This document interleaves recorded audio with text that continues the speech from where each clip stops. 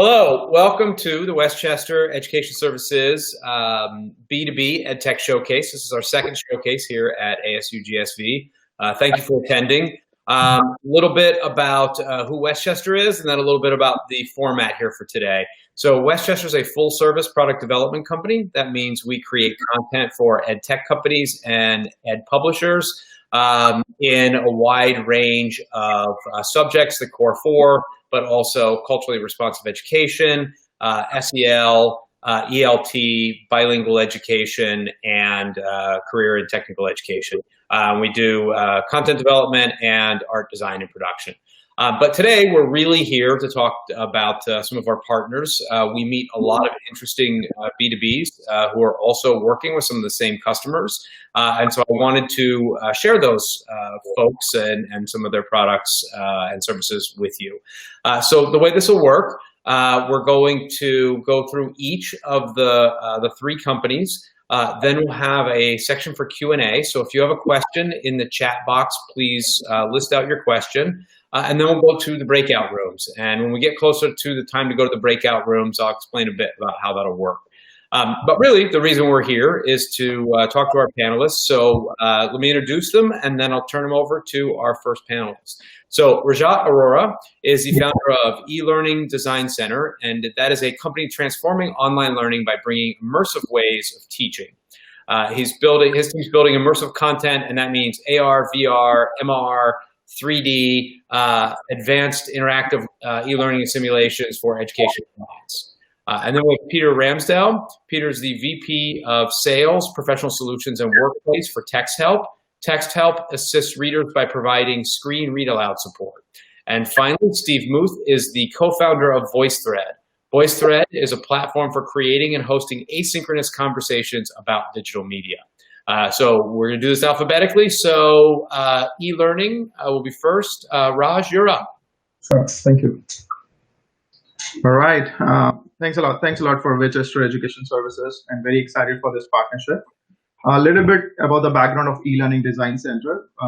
We are an immersive learning company.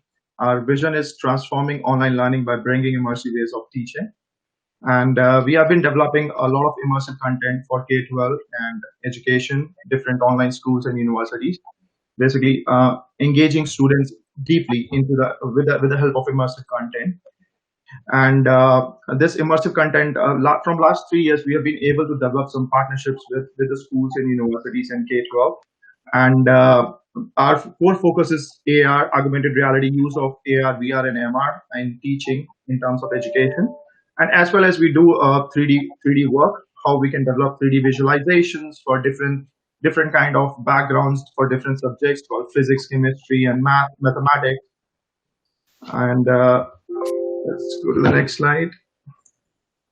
So this kind of subjects that we deal with science, technology, engineering, all kind of immersive content. We work for healthcare. We work deeply for allied healthcare. We work for manufacturing. We build manufacturing skills with the help of immersive learning solutions. And we do 3D visualization for social studies and literatures to give a 360-degree view into a VR platform. And we also teach soft skills with the help of AI, augmented reality-based virtual humans. Some of the products and some of the services that we do there is 3D modeling. We develop 3D models, virtual realistic 3D models. We do 3D animations, we do game development, and we have a service of virtual humans where we teach the soft skills, as well as AR development for education and VR development. Now, we have a small video that I want to show all of you, and it's, Nicole, can you put the video, please? Yeah.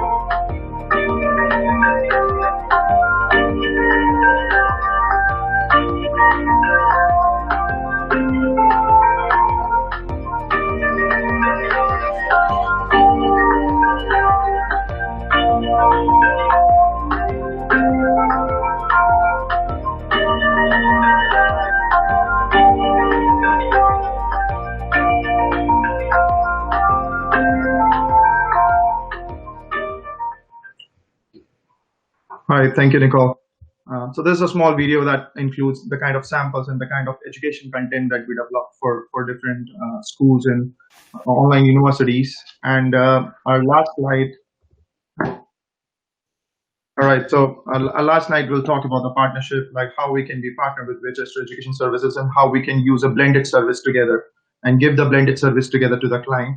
Obviously, if we come together with partner with Westchester Education Services, you will get access to spatial technology for AR, VR, and MR into the field of education. Whatever the content we're gonna develop, we'll get one of the best SME support, advanced e-learning simulations that includes 2D and 3D, and hosting content, hosting XR content. We have a platform where we host all the XR content, and that platform can be synced with the API integrations with different kind of LMS. But that's all from my side. Kevin, we got. Good. Thanks, Raj. We did have one person in the comments mention that they could not see the video. So if you, just as the other folks are talking, if you can post in the chat, if you've got a URL for it, I think that would be helpful. All right, thank you. Yeah, that's fascinating. Just the depth and breadth of the kind of pieces that you can create. All right, I'm going to turn this over to Peter now. So Peter, tell us about Texthelp. Well, thanks, Kevin, and thanks for including us in here. And real quickly, we are Texthelp. I'm Peter Ramsdell. We're a leader in the assistive technology software area. So we're helping people who are learning with just regular text and HTML. We support students and adults in education, corporations, government, nonprofits, but we also license our technology to publishers, which I'll speak about. And we recently just hit an important milestone. We have 30 million registered users across our internal products out to use by schools and workplace organizations. And I am going to hit the next slide. There we go.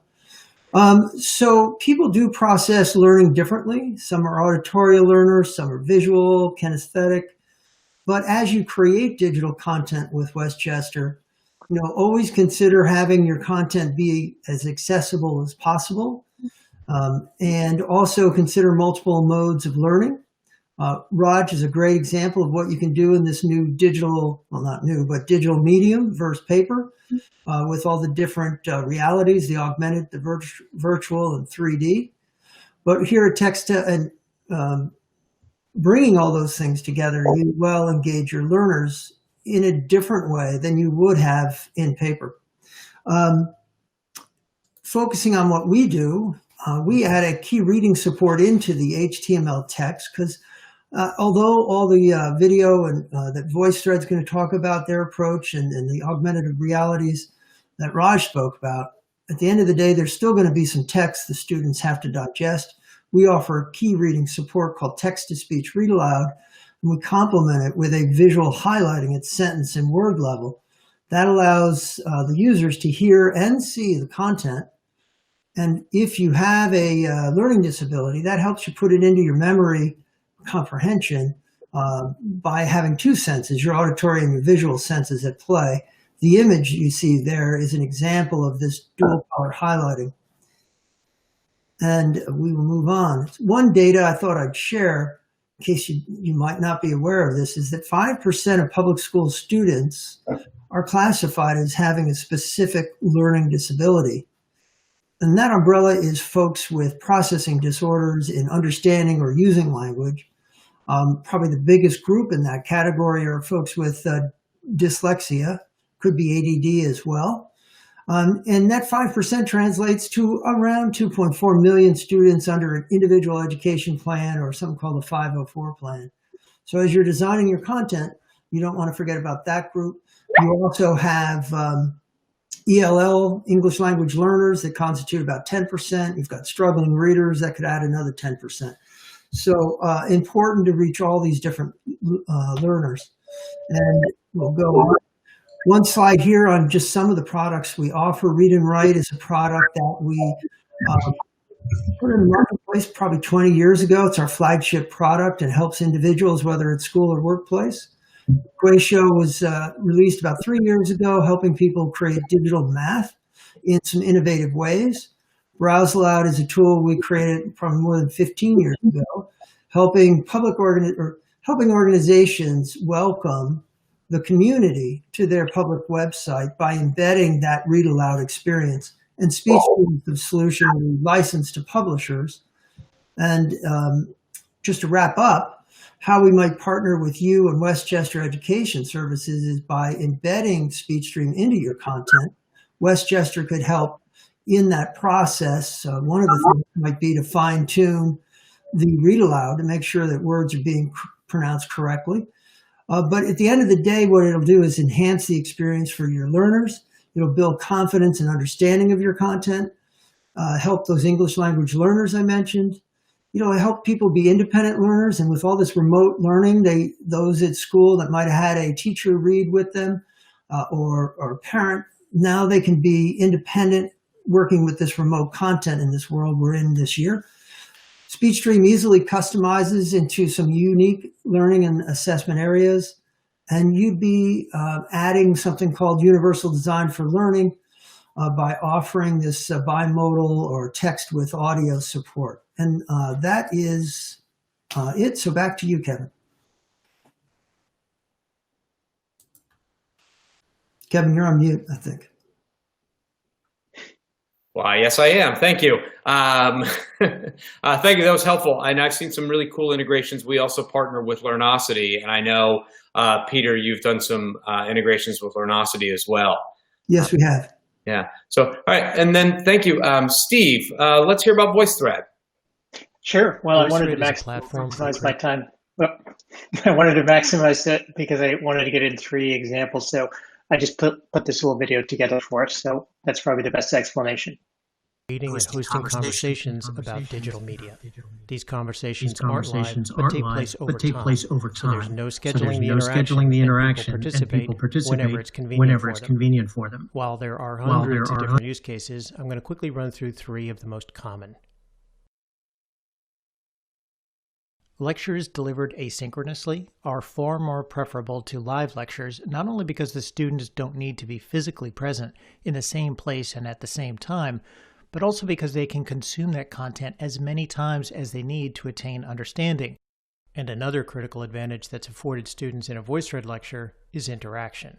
VoiceThread lectures have an integral conversation toolset built right into them, providing students the ability to ask questions about whatever they didn't understand in view of their peers or done privately, and it's done in a way that doesn't take up a second of class time. The configuration options are numerous, so an instructor can really tailor the experience to fit a specific learning goal, using comment moderation if an assessment is desired, or opening it up for peer-to-peer conversation and then awarding extra credit for anyone who answers a peer's question correctly. The options to configure the learning experience are numerous. So in summary, VoiceThread lectures are unlike any other lecture format available. They're flexible, highly accessible, and engaging. The first example here is a student who designed a wire flow for an app they wanted to create.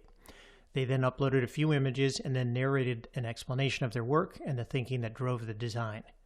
After that explanation, without having to schedule a meeting, an outside expert comes in to critique their work. Let's take a brief listen. This is a screen that the student will see when he opens the app. He sees his name displayed on the home screen. He sees that he is a student. And he sees notifications. He sees a notification that Bob Smith, the conductor from the previous screen, has shared piece 1 with you.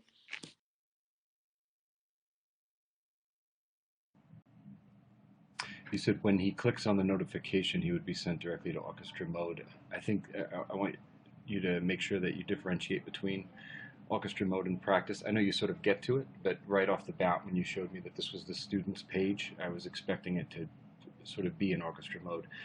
The interaction between the student and the expert is fantastic and would likely never have occurred if the outside expert had been asked to schedule a live Zoom session to talk with the student.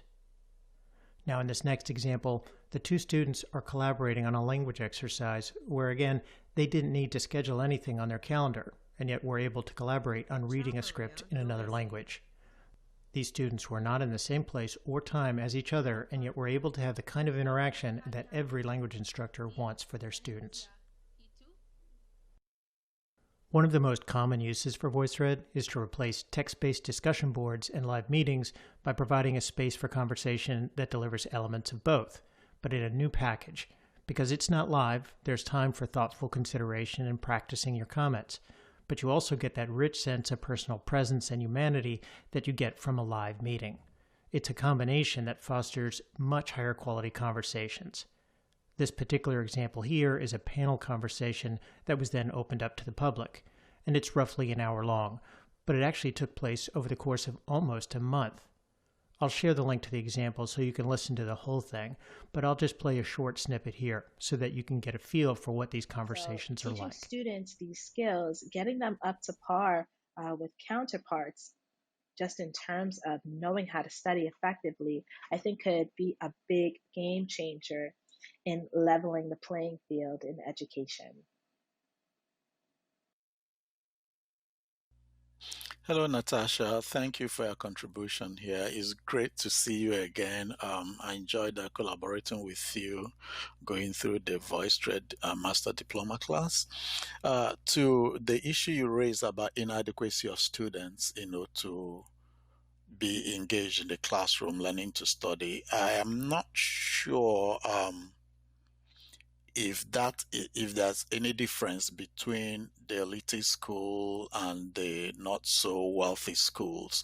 I'm not sure is really a fundamental inequity issue. However, I do think again that So in summary, VoiceThread is a platform that makes convenient, unscheduled interactions that are very human-centered, which is something that turns out to be broadly applicable and broadly needed. We also have lots of ways to say really bad.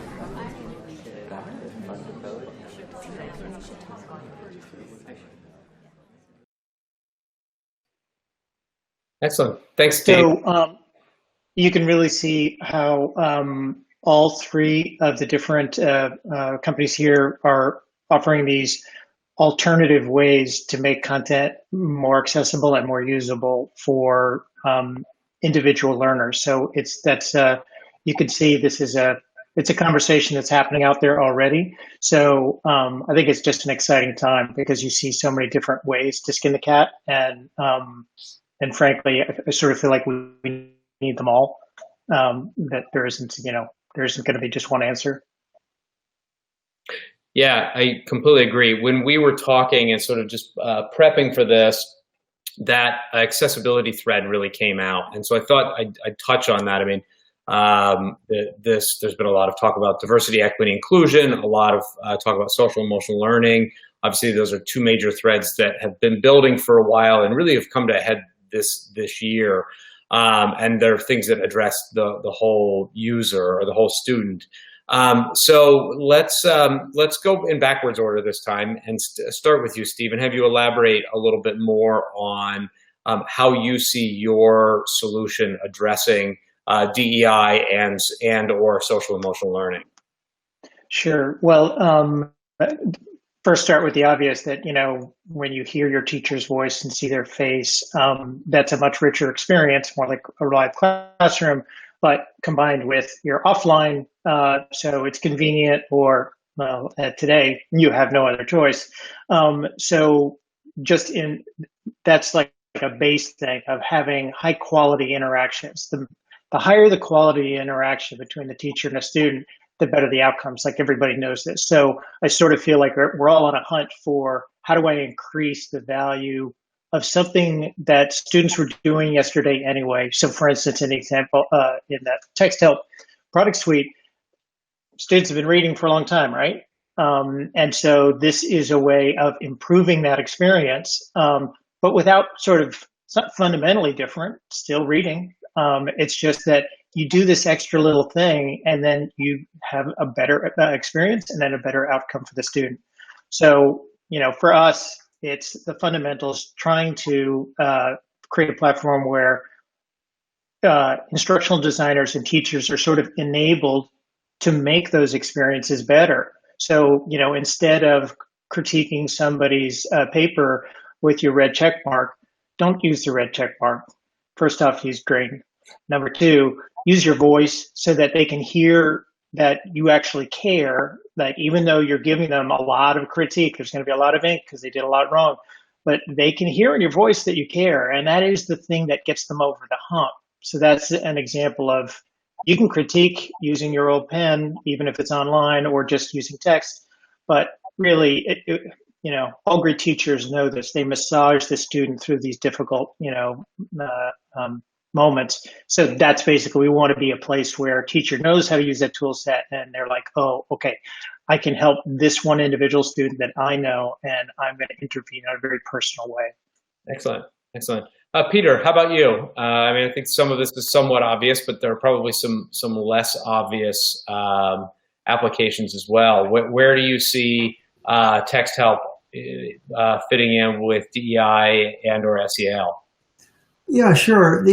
Actually, this era of COVID and movement to remote learning really had people using our tools more than they had in the past, because students now were working from home, and schools realized they needed to make sure that those students had the support. So the use of our tools has actually gone up during the virus period. But we focus on the inclusive part of the diversity, equity, and inclusion. And it also, by helping people with their reading and writing activities, it reduces frustration, which reduces behavior issues and makes them, like I said before, more confident learners, ultimately affecting the social, emotional well-being of the student. Just one little interesting piece in the corporate world, since I span both education and corporate, we are seeing that younger applicants, let's say those under 25, under 30, have been used to being diagnosed with, say, dyslexia in their K-12 experience. Maybe they registered at their higher ed institution, but they're telling the HR folks, hey, got dyslexia and I use a tool that helps me be more productive. Can you arrange to make that happen? And we work with Canon USA. If you go to their careers page, you'll see our Browse Aloud tool. And in that case, they're welcoming new applicants who might have a learning disability by greeting them with a tool that will read aloud that content. So interesting that workplace is actually trying to embrace those with different ways to learn, because it does enhance the corporate workforce. That's it. Excellent. No, that's great. The making sure that you have all voices represented is a big part of DEI, and ensuring that you're providing those support. So I like that quite a bit. Raj, how about you? Oh, hang on. I think we've got you muted. There we go. Okay. All right. So yeah, especially in this time, immersive learning plays a really, really vital role in terms of social learning and social emotional learning. Recently, I have an example to share with you guys. So for example, the schools get closed. We have been working with one of the online schools and university as well. So there are a lot of healthcare students like teaching. The school was teaching phlebotomy and electrocardiograph, sterile processing to the healthcare students. So those students has to go for an internship also, right? But due to this COVID situation, they cannot go to this internship. So what we created a virtual environment for them that they can practice their skills as much they want. They can practice phlebotomy, they can practice electrocardiograph into a VR environment. And they can collaborate with their teachers into that VR environment. So all those things, and a little bit how technology is changing and how technology is coming into education and supporting students so that they don't feel lonely in home, or they can do those activities which can possible in a real time also. So that's how we bring the virtual world in it with the help of technology. And the best part about technology is that they can practice as much they can before they apply on the real patients. Excellent. Yeah, I can definitely see too, with somebody, talking about the lockdown and people not being able to move into locations. Also, I could see that somebody with mobility issues might be, or mobility challenges might be able to experience, some of the same things via VR. So I think that's really interesting. We did have one question from John that came in the chat, and I know Steve has addressed this, but I'm going to bring it up for the other two as well. So John says, these are interesting presentation tools, but what, if any, data is captured by them on the back end that can help instructors and content developers understand where they may need to improve their instruction and content?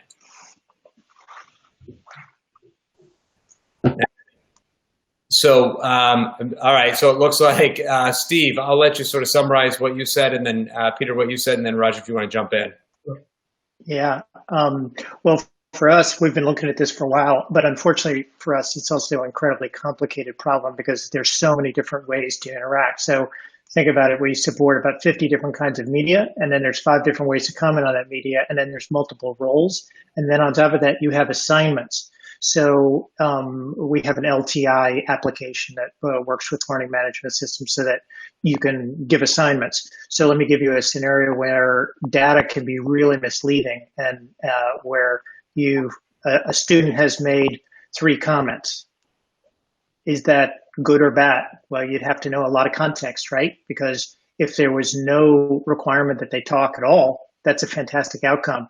But if they were supposed to leave 5 comments as part of an assignment, then that's not so great. So it's really critical that we don't provide sort of raw data that without that context, because then it's misleading. And you see this, I mean, it's a separate discussion about standardized testing and things like that. But in a way, I think that the people who are collecting data and presenting it have an obligation to explain fully what that data is and what it means, because if they don't, there's a very good chance it's going to be misled. And I have many stories, we don't have time for it, but where really well-meaning collection of data has led to some bad outcomes because they capture it and they think that, they capture it because whenever you search to capture data, you have an idea in mind. Like, I want to find out X. And so it seems logical, you go ahead and you do that, you capture X, and then you display X, but what you didn't realize is there's 10 other questions that answered too,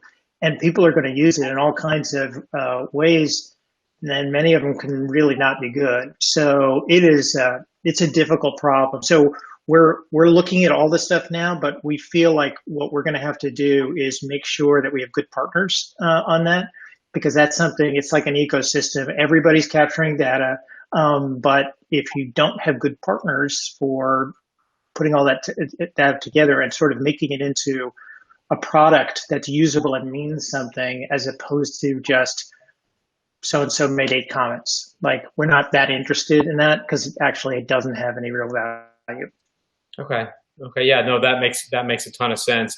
I want to make sure we leave time for the breakout rooms, but Peter and Raj, do you want to answer this question before we jump?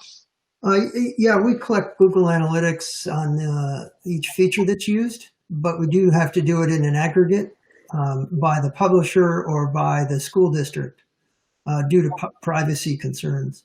In SpeechStream, one can create a custom UI. We have a default one, but a publisher could make a custom, and then you could track button clicks on your own UI by student level. Okay, good.